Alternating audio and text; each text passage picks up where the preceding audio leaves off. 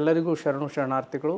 ವಿಶೇಷವಾಗಿ ನಮ್ಮ ನಾಡಿನಲ್ಲಿ ಸಾಮಾಜಿಕ ಮಾಧ್ಯಮಗಳಲ್ಲಿನೇ ಒಂದು ಸಂಚಲನವನ್ನು ಉಂಟು ಮಾಡುವಂಥ ಒಂದು ಹೊಸ ಮಾಧ್ಯಮ ಅದು ನಮ್ಮ ವಚನ ಟಿ ವಿ.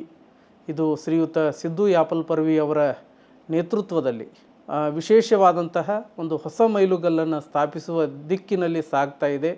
ಇಂತಹ ವಚನ ಟಿ ವಿ ಈ ನಾಡಿನಲ್ಲಿ ಸಾಮಾಜಿಕ, ಸಾಂಸ್ಕೃತಿಕ, ಧಾರ್ಮಿಕ ತಳಹದಿಯ ಮೇಲೆ 12ನೇ ಶತಮಾನದಲ್ಲಿ ವಿಶ್ವಗುರು ಬಸವಣ್ಣವರು ಹಾಕಿಕೊಟ್ಟಿರುವಂತಹ ಏನು ಈ ಲಿಂಗಾಯತ ಸ್ವತಂತ್ರ ಧರ್ಮ, ಈ ಒಂದು ಧರ್ಮಕ್ಕೆ ವಿಶೇಷವಾದಂತಹ ನೆಲೆಗಟ್ಟನ್ನು ನೀಡುವಂತಹ ನಿಟ್ಟಿನಲ್ಲಿ ಇವತ್ತು ಮಾಧ್ಯಮಗಳ ಅವಶ್ಯಕತೆ ಬಹಳ ಮುಖ್ಯವಾಗಿದೆ. ಆ ಒಂದು ಮಾಧ್ಯಮಗಳಲ್ಲಿ ಮುಂಚೂಣಿಯಲ್ಲಿ ಇವತ್ತು ಈ ಒಂದು ವಚನ ಟಿ ವಿಯು ಆ ಸಾಲಿನಲ್ಲಿ ನಿಲ್ಲುವಂತಾಗಬೇಕು. ಇದು ಕೂಡ ರಾಷ್ಟ್ರಮಟ್ಟದ, ಅಂತಾರಾಷ್ಟ್ರೀಯ ಮಟ್ಟದಲ್ಲಿ ತನ್ನ ಖ್ಯಾತಿಯನ್ನು ಗಳಿಸಲಿ.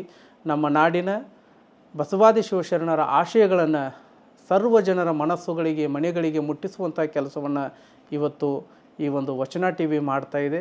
ಆ ವಚನ ಟಿ ವಿಯ ಸಂಸ್ಥಾಪಕರಾಗಿರುವಂತಹ ಶ್ರೀಯುತ ಸಿದ್ದು ಯಾಪಲ್ ಪರ್ವಿ ಅವರಿಗೆ ಮತ್ತೊಮ್ಮೆ ಅಭಿನಂದನೆಗಳನ್ನು ಸಲ್ಲಿಸ್ತಾ, ನಿಮ್ಮೆಲ್ಲರ ಶುಭ ಹಾರೈಕೆ ಆ ವಚನ ಟಿ ವಿಯ ಜೊತೆಗೆ ಇರಲಿ ಅನ್ನುವಂಥ ಮಾತುಗಳನ್ನು ಹೇಳಿ ನನ್ನ 2 ಮಾತುಗಳನ್ನು ಮುಗಿಸ್ತೀನಿ. ಎಲ್ಲರಿಗೂ ಶರಣು ಶರಣಾರ್ಥಿ.